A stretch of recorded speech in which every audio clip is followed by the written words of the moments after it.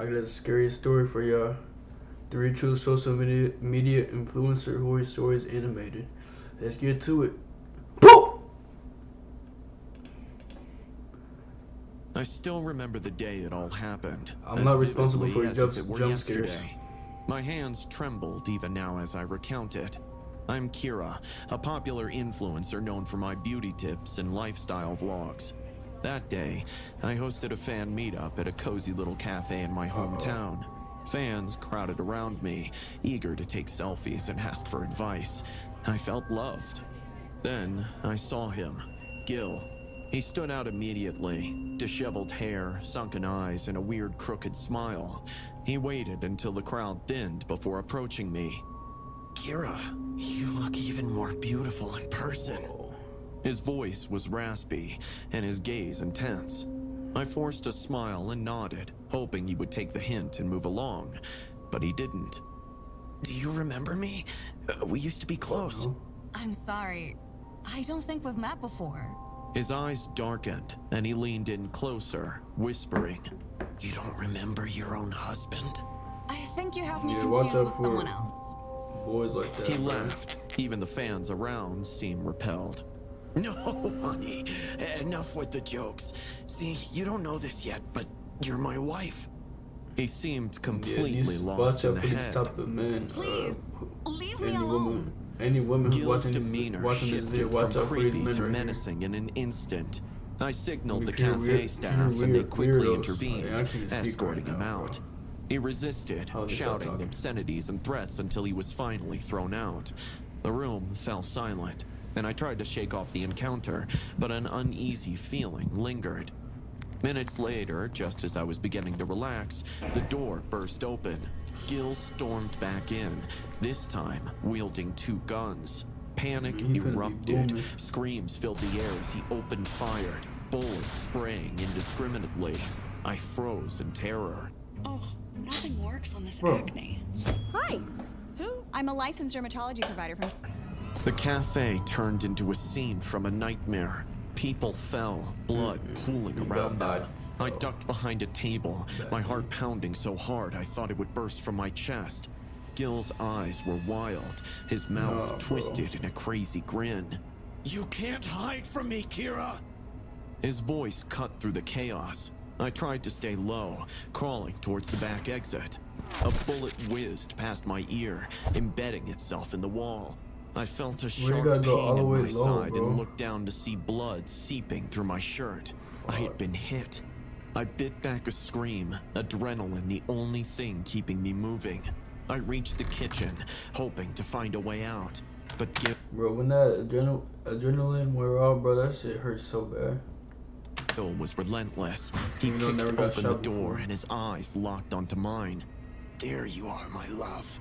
He raised the gun, and I thought it was the end. Man. Suddenly, a loud crash diverted his attention.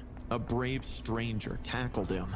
The patron, a burly man with a determined Adams, look, oh shit. slammed Gil Aquaman. against the stainless steel counter. The gun clattered to the floor. Gil snarled and swung a wild punch, connecting with the man's jaw. The Bro, patron pop this nigga, bro. Yeah, you finna die too, and she finna start running, bro. Oh my god. staggered but didn't fall. He grabbed a frying pan from the stove and swung it with all his might, striking Gil's shoulder. Gil let out a feral Bro, get the scream, gun, his bro. eyes blazing with madness. He lunged, grabbing a butcher's knife from the counter. The patron blocked with his arm, the blade slicing through his shirt but only grazing the skin. Blood stained the fabric as the two grappled, their movements desperate and brutal. I remembered that Gil's hand found a pot of boiling water, and he hurled it at the man. Steam hissed, and the man howled in pain as the scalding liquid splashed across his face and chest. Despite the agony, he didn't back down.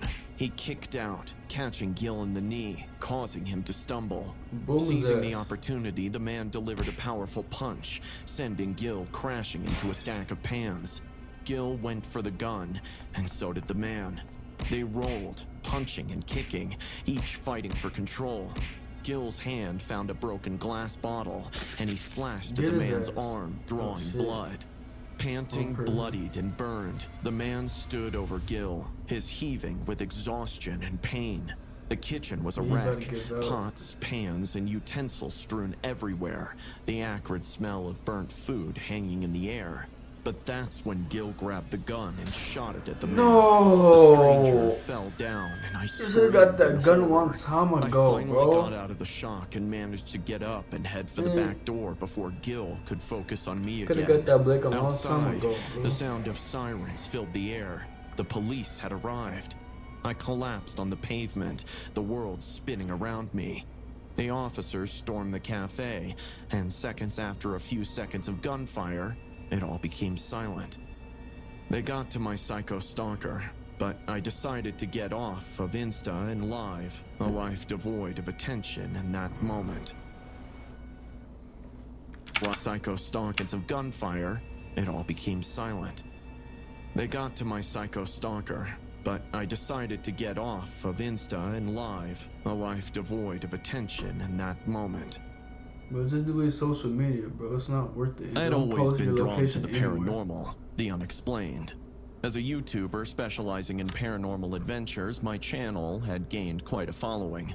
My latest adventure brought me to the outskirts of... If you don't subscribe to my YouTube channel, sub to that shit right now. It's gonna take about 5 seconds, yo, bro. Fuck, I can't. my hometown, infamous for the ghost sighting of the Virgin Bride, a young woman from the 1800s who died mysteriously on her wedding night. Legend had it that she roamed the woods, forever searching for her lost groom. I wanted to document my experience and see if the stories were true. I set off with my trusty dog Max by my side, vlogging the entire journey. The sun hung low in the sky as we entered the dense forest. The air had the faint smell of pine.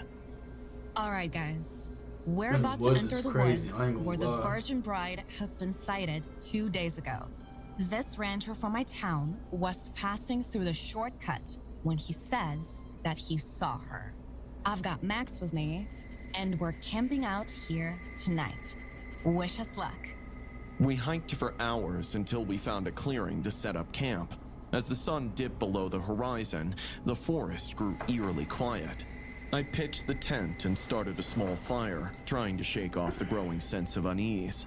It's getting dark, and the woods are definitely creepy. But we're here to find out if the legend is true. I've got my camera, my flashlight, and Max. Let's see what happens. Suddenly, after a few hours, a distant, mournful cry pierced the stillness. Max's ears perked up and he let out a low... Let's see what happens. Suddenly, after a few hours, a distant, mournful cry pierced the stillness. Max's ears perked up and he let out a low growl. Hey, them dogs Did you know guys hear too. that? It sounded like crying. Okay, this is getting weird. I grabbed my flashlight I'll be and panned it gone. around the campsite. The crying continued, closer this time, mixed with what sounded like soft whispering. My heart pounded in my chest, but I forced myself to stay calm for the sake of the video. All right, we're hearing some really strange noises. I kind of wish I wasn't alone. Max's growl turned into a bark. He stared intently at a point just beyond the fire's light. I followed his gaze, but saw nothing. Still, the sense of being watched was overwhelming. Max, what is it? Do you see something? I stood up, the camera shaking in my hand as I moved closer to where Max was focused. What? The air grew colder around there. The crying and Eve to me is basically freedom. It's a giant open universe. whistling grew louder, surrounding us. Okay, guys, this is getting really intense. A sudden gust of wind extinguished the fire, plunging us into darkness. I fumbled for my flashlight, the beam flickering before going out completely. Max whimpered, pressing against my leg. Stay close, Max. We need to get out of here. As I turned to head Should've back to been the left a tent, long a time figure ago in a when you heard white that dress shit. appeared Oh, in the shit. corner of my eye. Louder, I you know. froze, the hair on the back of my neck standing on end. The figure was faint, almost translucent, and drifted towards us. I felt a sharp pain in my side, as if something had clawed me. I cried out, dropping the camera. Shit, shit, shit! Run, Max, run! I grabbed Max's leash and ran, stumbling through the underbrush. The figure followed, gliding effortlessly over the rough terrain. The crying turned into a wail, and the whistling became a deafening shriek. I tripped over a root, falling hard and scraping my knee. Blood trickled down my leg, but I forced myself to get up. We burst through the trees and into the open, the forest edge in sight. I dared a glance back and saw the figure standing at the tree line, her face obscured by a veil. Her hand reached out, but she couldn't cross the boundary. Panting, I collapsed on the ground, clutching Max. The night was silent again, the oppressive feeling lifting. I realized my camera was still running, capturing our escape. We made it! We actually made it! I don't know what that was, but it's real. Holy fuck. The Virgin Bride is real. Guys, I hope it came on camera. I looked down at Max, who licked my face, his tail wagging. We had survived, but the haunting presence of the Virgin Bride would stay with me forever. I ended the recording, vowing never to return to those woods again. But I was in for a rude shock when I processed the video the next day. Whenever the camera was on me, the picture quality was fine. But whenever I turned it towards the ghost of the bride, the camera quality became grainy. Yet, the figure was there, captured, translucent, crying, haunting. I don't know what all history this place had, but now I know that ghosts are real. Being an Instagram influencer has its perks. Free products, exclusive events, and a massive following. But it also has its downsides. And lately, those were getting harder to ignore. It all started with a message from an account with no profile picture and a single follower. Weirdo. You look good in the blue nightgown last night. I stared at the message, my heart pounding. I hadn't posted any photos of myself in my nightwear, and I lived alone. I tried to brush it off as a lucky guess or a prank, but the unease settled deep in my gut. Who is this? How do you know what I wore? There was no immediate response. I tried to go about my day, but I couldn't shake the feeling of being watched.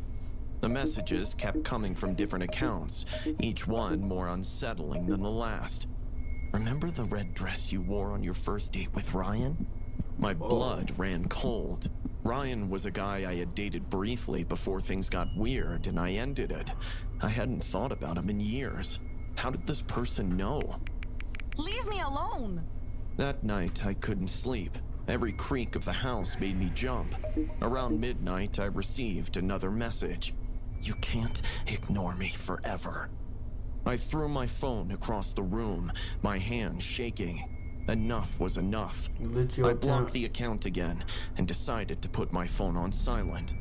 A heavy silence filled the house as I lay in bed, staring at the ceiling. I finally drifted off, only to be jolted awake by the sound of footsteps. I sat up, straining to hear. The footsteps were slow, deliberate, coming from the hall. This shit now got me paranoid too. Like, damn, I'm home alone too, and my parents are out right now. Way outside my my sister, bedroom. She's Who's with my there? cousins. No and shit. response. I grabbed my phone and turned on the flashlight, the beam cutting through the darkness. The footsteps continued, moving closer. My heart pounded in my chest as I got out of bed, the floor cold under my feet. I crept to the door and opened it, shining the light down the hall. It was empty. The air grew colder with each step. I was sure that someone or something was there. I'm calling 911. Suddenly, a shadow darted across the hall. I screamed, dropping my phone. It clattered to the floor, and the flashlight spinning wildly.